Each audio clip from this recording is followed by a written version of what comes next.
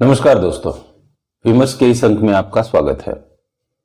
आज हम बात करेंगे यूपी की सबसे बड़ी राजनीतिक बिसात में नई चली गई चाल की। शतरंज में सबसे खतरनाक खिलाड़ी वो नहीं होता जो हर चाल पर हमला करता है। सबसे खतरनाक खिलाड़ी वो होता है जो अपने प्रतिद्वंदी को यह विश्वास दिला दे कि खेल उसकी योजना के अनुसार चल रहा है, जबकि असली बिसात कहीं और बीत चुकी होती है। उत्तर प्रदेश की राजनीति में इस वक्त बिल्कुल ऐसा ही हो रहा है। टीवी की बहसों में चर्चा इमरान मसूद के बयान की हो रही है और सोशल मीडिया पर बहस अखिलेश यादव की खामोशी की हो रही है। कांग्रेस और समाजवादी पार्टी के समर्थक एक दूसरे पर सवाल उठा रहे हैं, लेकिन मेरा मानना है कि असली कहानी इन बयानों में नहीं है। असली कहानी उन बयानों के पीछे छिपी राजनीतिक रणनीति में है। क्योंकि राजनीति में कोई भी बड़ा नेता सिर्फ बोलता नहीं है, वह संदेश देता है। और जब संदेश गठबंधन के साथी को दिया जाए तब समझ लीजिए कि शतरंज की नई बाजी शुरू हो चुकी है। आज का सबसे बड़ा सवाल यही है, क्या इमरान मसूद बिना कांग्रेस की इच्छा के इतना बड़ा राजनीतिक हमला कर सकते हैं? क्या यह सिर्फ उनकी व्यक्तिगत राय है या कांग्रेस ने उत्तर प्रदेश में अपनी अगली बिसात बिछानी शुरू कर दी है? क्या मुस्लिम वोट बैंक, जो वर्षों से समाजवादी पार्टी के सबसे बड़ी ताकत माना जाता था, अब फिर से बंटने की ओर बढ़ गया है? क्या अखिलेश यादव की सॉफ्ट हिंदुत्व वाली राजनीति उन्हें हिंदू वोट तो नहीं दिला रही, लेकिन मुस्लिम वोटों में असहजता जरूर पैदा कर रही है? क्या कांग्रेस इस मौके का फायदा उठाकर मुस्लिम नेतृत्व की राजनीति अपने हाथ में लेना चाहती है? और अगर ऐसा हुआ तो 2027 की सबसे बड़ी लड़ाई बीजेपी बनाम विपक्ष नहीं होगी, बल्कि विपक्ष बनाम विपक्ष होगी। यही आज का विमर्श है। दोस्तों, राजनीति में किसी भी बयान को उसके शब्दों से नहीं बल्कि उसके समय से समझना चाहिए। इमरान मसूद ने ऐसे समय पर अखिलेश यादव पर हमला किया जब समाजवादी पार्टी पूरे जोर से पीडीए यानी पिछड़ा, दलित और अल्पसंख्यक की राजनीति को आगे बढ़ाने की कोशिश कर रही है। अखिलेश यादव जानते हैं कि केवल यादव और मुस्लिम समीकरण अब सत्ता तक पहुंचाने के लिए पर्याप्त नहीं है। उत्तर प्रदेश बदल चुका है, जातीय समीकरण बदले हैं, महिलाओं का मतदान बदला है, लाभार्थी राजनीति का असर है, हिंदू समाज के भीतर भी नए सामाजिक गठबंधन बने हैं। ऐसे में अखिलेश यादव ने अपनी राजनीति को भी बदला। उन्होंने केवल मुस्लिम मुद्दों पर केंद्रित राजनीति के बजाय पीडीए की बात शुरू की। उन्होंने पिछड़ों को केंद्र में रखा, दलितों को साथ जोड़ने की कोशिश की, अति पिछड़ों को संदेश दिया और साथ ही हिंदू समाज के उन वर्गों तक भी पहुंचने की कोशिश की जो पहले समाजवादी पार्टी से दूरी बनाए रखते थे। यानी उन्होंने अपने पूरी राजनीति को केवल पहचान की राजनीति से निकालकर सामाजिक गठबंधन की राजनीति में बदलने की कोशिश की। लेकिन यहीं से पहली दरार दिखाई देती है। राजनीति में जब कोई नेता अपना सामाजिक आधार बदलने निकलता है तब उसका पुराना आधार सबसे पहले असहज होता है। यही आज समाजवादी पार्टी के सामने सबसे बड़ी चुनौती दिखाई देती है। मुस्लिम समाज का एक वर्ग यह महसूस करने लगा कि पहले दिन जिस मुद्दों पर समाजवादी पार्टी खुलकर बोलती थी, आज वही पार्टी काफी सावधानी से बोल रही है। यही वह जगह है जहां इमरान मसूद ने हमला किया। उन्होंने पूछा, जब मस्जिदों और दरगाहों पर बुलडोजर चलता है तब अखिलेश यादव चुप क्यों रहते हैं, लेकिन जब मंदिरों में चंदे की चोरी की बात होती है तो उनकी आवाज सबसे पहले क्यों सुनाई देती है? ध्यान रखिए, यह केवल आलोचना नहीं थी, यह तुलना थी। और राजनीति में तुलना हमेशा संदेश देने के लिए की जाती है। संदेश किसे? मुस्लिम मतदाता को। इमरान मसूद ने आगे कहा, मुसलमान अब समाजवादी पार्टी की खामोशी बर्दाश्त नहीं करेंगे। अब इस एक वाक्य को ध्यान से समझिए। उन्होंने यह नहीं कहा कि बीजेपी गलत है, उन्होंने यह भी नहीं कहा कि सरकार गलत है। उन्होंने सीधे यह कहा कि समाजवादी पार्टी अपने पारंपरिक मतदाता की उम्मीदों पर खरी नहीं उतर रही है। यानी हमला सत्ता पर नहीं, प्रतिद्वंदी विपक्ष पर था। और यही बात इस बयान को सामान्य राजनीतिक बयान से अलग बना देती है। अब सवाल उठता है, क्या कोई वरिष्ठ कांग्रेसी नेता इतना बड़ा बयान बिना पार्टी की जानकारी के दे सकता है? इसका सीधा उत्तर देना आसान नहीं है, क्योंकि किसी भी लोकतांत्रिक दल में नेता अपने विचार भी रखते हैं। लेकिन राजनीति में केवल यह नहीं देखा जाता कि बयान किसने दिया, यह भी देखा जाता है कि पार्टी ने उसके बाद क्या किया। क्या कांग्रेस ने इमरान मसूद को रोका? क्या सार्वजनिक रूप से उनके बयान से दूरी बनाई? क्या कहा कि यह उनकी निजी राय है? अगर ऐसा नहीं होता तो राजनीति में यह माना जाता है कि कम से कम पार्टी उस बयान से असहज नहीं है। इसका अर्थ यह नहीं है कि यह कांग्रेस की आधिकारिक नीति है। ऐसा कहना बिना प्रमाण के उचित नहीं होगा, लेकिन इतना जरूर कहा जा सकता है कि कांग्रेस ने इस बहस को आगे बढ़ने दिया और राजनीति में कई बार चुप्पी भी एक रणनीति होती है। अब कांग्रेस की मजबूरी समझिए। 2017 के बाद उत्तर प्रदेश में कांग्रेस लगातार कमजोर होती गई। 2022 में भी पार्टी बड़ी ताकत बनकर नहीं उभरी। लोकसभा चुनाव में कुछ सफलता जरूर मिली, लेकिन विधानसभा चुनाव पूरी तरह अलग खेल होता है। अगर कांग्रेस हमेशा समाजवादी पार्टी के पीछे खड़ी रहेगी तो उत्तर प्रदेश में उसका स्वतंत्र राजनीतिक आधार कैसे बनेगा? उसका मुस्लिम नेतृत्व कैसे मजबूत होगा? उसके स्थानीय नेता जनता के सामने अपनी पहचान कैसे बनाएंगे? यही कारण है कि कांग्रेस के भीतर भी यह सोच हो सकती है कि अगर भविष्य में उत्तर प्रदेश की पार्टी को फिर में खड़ा करना है तो केवल गठबंधन की राजनीति से काम नहीं चलेगा, उसे अपना सामाजिक आधार भी तैयार करना होगा। और यहीं से मुस्लिम वोटों की राजनीति का नया अध्याय शुरू होता दिखाई दे रहा है। अब आइए उस बयान पर जिसने सबसे ज्यादा हलचल मचाई। इमरान मसूद ने कहा, उत्तर प्रदेश में मुस्लिम आबादी लगभग 22% है, जबकि यादव समाज लगभग 7% है। तो फिर समाजवादी पार्टी 2027 में मुस्लिम मुख्यमंत्री का चेहरा घोषित क्यों नहीं करती? पहली नजर में यह केवल एक मांग लगती है, लेकिन वास्तव में यह समाजवादी पार्टी की पूरी राजनीतिक संरचना को चुनौती है, क्योंकि समाजवादी पार्टी का नेतृत्व वर्षों से यादव परिवार के इर्द गिर्द केंद्रित रहा है। अब मुस्लिम नेतृत्व का सवाल सार्वजनिक रूप से उठने लगे तो यह केवल मुख्यमंत्री का सवाल नहीं रहेगा, यह प्रतिनिधित्व का सवाल बन जाएगा। और प्रतिनिधित्व का सवाल राजनीति में सबसे संवेदनशील सवाल होता है। यहीं से शतरंज की अगली चाल शुरू होती है, क्योंकि अगर समाजवादी पार्टी मुस्लिम मुख्यमंत्री की मांग स्वीकार करती है तो उसका पारंपरिक नेतृत्व प्रश्नों के घेरे में आ जाएगा। और अगर इस मांग को स्वीकार नहीं करती है तो कांग्रेस यह कह सकती है कि देखिए, मुस्लिम वोट तो चाहिए लेकिन नेतृत्व नहीं। यानी दोनों परिस्थितियों में दबाव समाजवादी पार्टी पर ही बनेगा। और राजनीति में इसी को कहते हैं ऐसी चाल जिससे विरोधी चाहे जो खेले, फायदा आपके हिस्से में आए। लेकिन दोस्तों, यहीं से इस पूरी राजनीति का सबसे दिलचस्प और सबसे खतरनाक हिस्सा शुरू होता है, क्योंकि राजनीति में हर चाल का जवाब अगली चाल नहीं होता। कई बार पूरी बिसात ही बदल दी जाती है। आज अगर हम केवल इमरान मसूद का बयान सुनेंगे तो हमें लगेगा कि यह कांग्रेस बनाम समाजवादी पार्टी की बहस है, लेकिन अगर हम इस बयान को उत्तर प्रदेश के पिछले 10 वर्षों की राजनीति से जोड़कर देखेंगे तो तस्वीर बिल्कुल स्पष्ट दिखाई देगी। याद कीजिए, 2017 के विधानसभा चुनाव में समाजवादी पार्टी और कांग्रेस साथ लड़ी थी। नारा था, यूपी को ये साथ पसंद है, लेकिन जनता ने उस गठबंधन को स्वीकार नहीं किया। बीजेपी ने प्रचंड बहुमत हासिल किया और योगी आदित्यनाथ मुख्यमंत्री बने। 2022 में भी समाजवादी पार्टी मुख्य चुनौती बनकर उभरी, लेकिन सत्ता परिवर्तन नहीं हो सका। अब सवाल यह है कि 2 बार सत्ता से बाहर रहने के बाद भी विपक्ष अपनी सबसे बड़ी ताकत एकजुटता को क्यों कमजोर कर रहा है? यही इस पूरी कहानी का केंद्र बिंदु है। अब अखिलेश यादव की राजनीति को समझिए। बहुत से लोग मानते हैं कि अखिलेश यादव अब पहले वाले अखिलेश नहीं है। पहले उनकी राजनीति यादव मुस्लिम समीकरण पर ज्यादा टिकी हुई थी, लेकिन अब वे जानते हैं कि अगर मुख्यमंत्री बनना है तो केवल मुस्लिम वोटों से सरकार नहीं बनेगी। उन्होंने गैर यादव पिछड़ों का समर्थन चाहिए, दलितों का एक हिस्सा चाहिए, महिलाओं का समर्थन चाहिए और सबसे महत्वपूर्ण, उन्हें ऐसे हिंदू मतदाता भी चाहिए जो बीजेपी से नाराज हो लेकिन समाजवादी पार्टी से डरते हैं। यही कारण है कि उन्होंने कई मुद्दों पर अपनी भाषा बदली है। राम मंदिर पर उनका रुख पहले की तुलना में कहीं अधिक संतुलित दिखाई दिया। उन्होंने सीधे टकराव से दूरी बनाई। क्यों?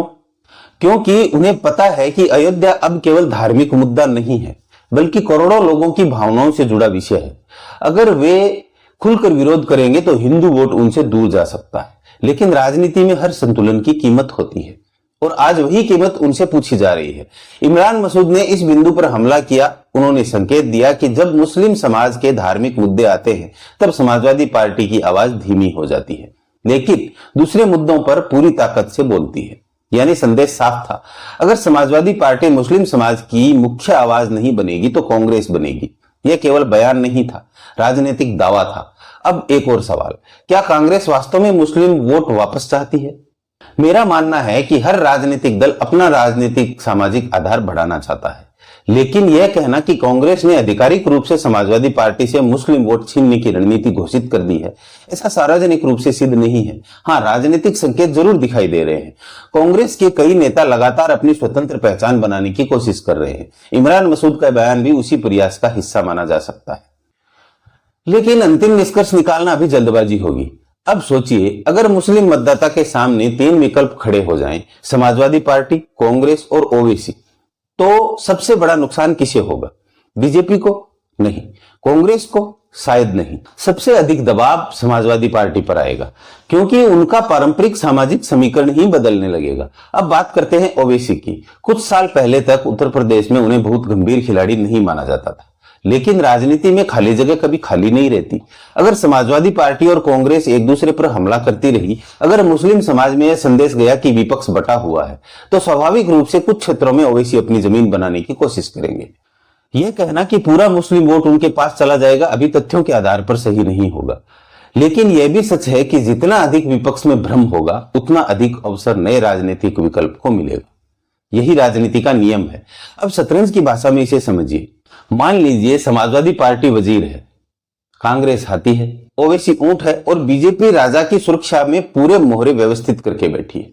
अगर वजीर और हाथी आपस में भिड़ जाएं, तो ऊंट को रास्ता अपने आप मिल जाता है और सबसे कम मेहनत राजा को करनी पड़ती है। यही आज उत्तर प्रदेश की राजनीति में दिखाई दे रहा है। बीजेपी को अभी विपक्ष पर हमला करने की उतनी आवश्यकता नहीं है जितनी आवश्यकता विपक्ष को अपनी एकता बचाने की है। अब सबसे बड़ा सवाल, क्या अखिलेश यादव की सॉफ्ट हिंदुत्व वाली रणनीति उल्टी पड़ सकती है? संभव है, लेकिन यह भी संभव है कि यही रणनीति उन्हें हिंदू मतदाता दिलाए। राजनीति में कोई भी रणनीति पहले दिन सफल या असफल घोषित नहीं होती, उसका परिणाम चुनाव में दिखाई देता है। फिलहाल इतना जरूर कहा जा सकता है कि इस रणनीति ने विपक्ष के भीतर बहस जरूर पैदा कर दी है और उसी बहस का सबसे मुखर चेहरा इस समय इमरान मसूद बन गए हैं। अब जरा कांग्रेस की स्थिति भी देखिए। अगर कांग्रेस लगातार समाजवादी पार्टी के पीछे चलती रही तो उत्तर प्रदेश में उसका संगठन और कमजोर होगा।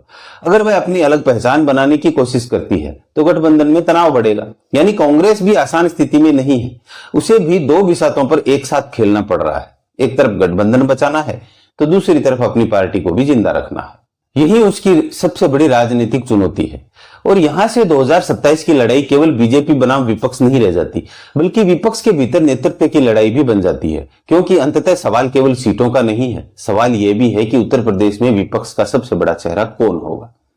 अखिलेश यादव या कांग्रेस भविष्य के लिए अपनी नई जमीन तैयार कर रही है?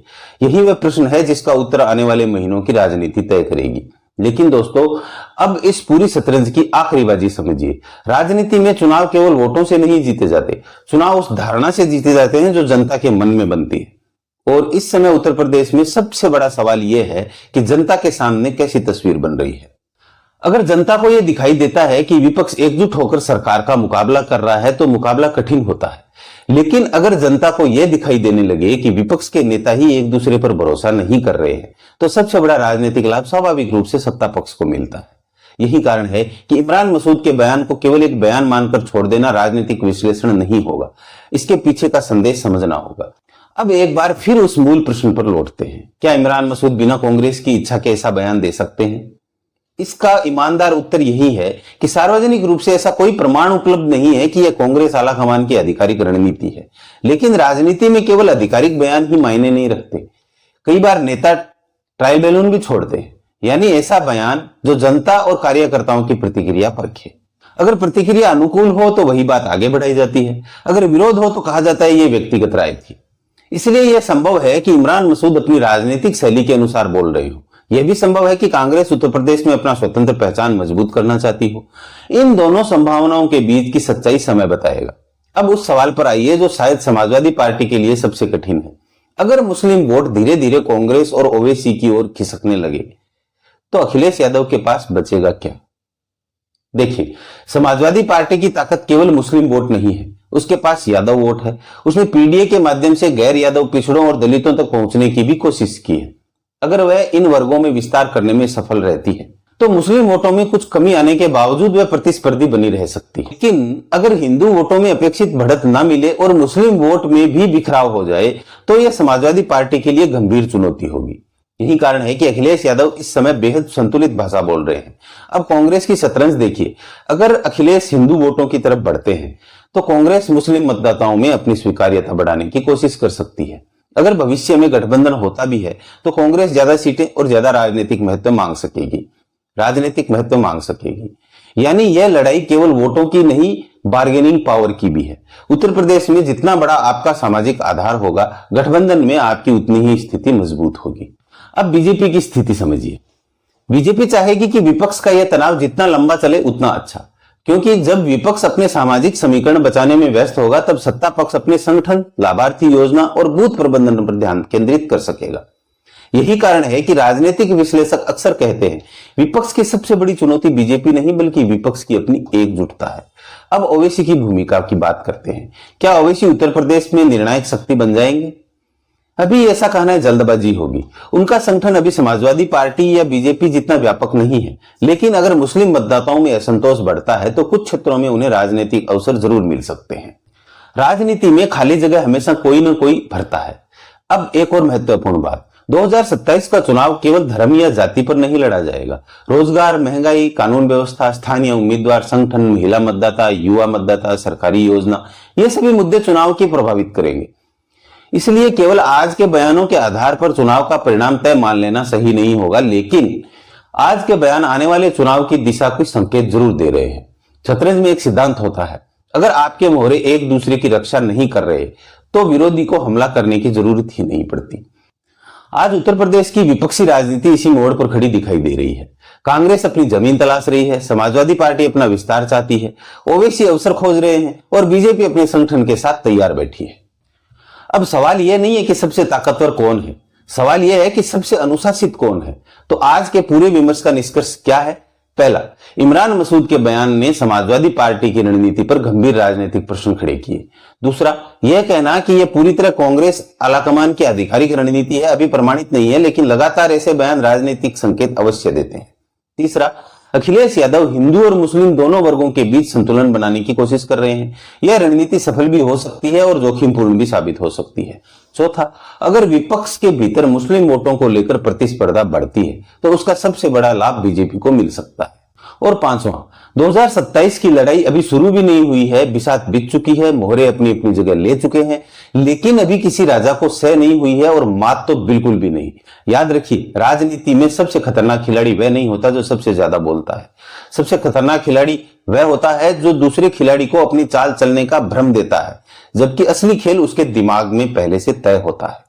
अब देखना यह है कि उत्तर प्रदेश की इस शतरंज में अगली चाल कौन चलता है, कांग्रेस, समाजवादी पार्टी, ओवैसी या फिर सबसे शांत बैठा हुआ खिलाड़ी बीजेपी।